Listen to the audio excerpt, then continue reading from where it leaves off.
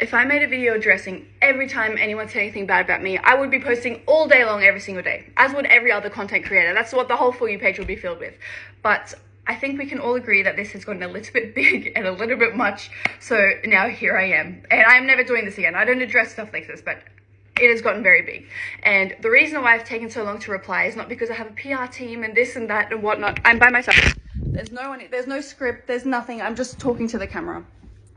The reason why I've taken so long is because this all took me by surprise, and it was a very big shock to me because somebody that I thought was my friend and that I was close with really hurt me. And 2 months ago, she was asking me to go to Fiji with her on a girls trip. And last year, when my dad was apparently homeless and that was going everywhere crazy on TikTok, she was the one helping me through it, sending me voice messages telling me, don't listen to the people online, they're dumb, everyone is stupid, tell Papa it's going to be okay, I hope Papa's okay, don't tell him not to listen. She was helping me. So now this has all come as a very, very big shock and surprise because I thought we were friends. But I'm going to address the things regarding me. So the first thing I want to address is that apparently in 2021, a fan came up to me and we hugged. And after she walked away, I said, oh my God, she was so fat and sweaty. Now, I do not call my fans fat. That is not who I am. That is not what I stand for. That's not what I've ever stood for. But you guys know me, surely.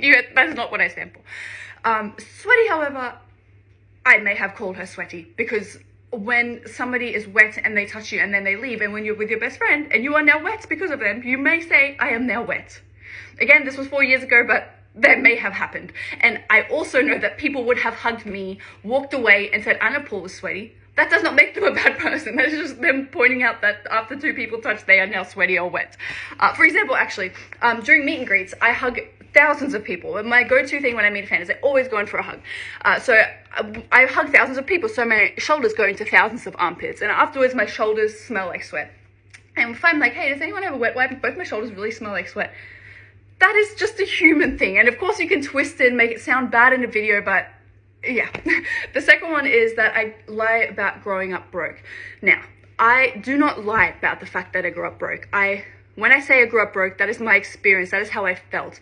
When I can hear my parents talking in the kitchen that the budget for the groceries that week is $30, it makes me feel broke.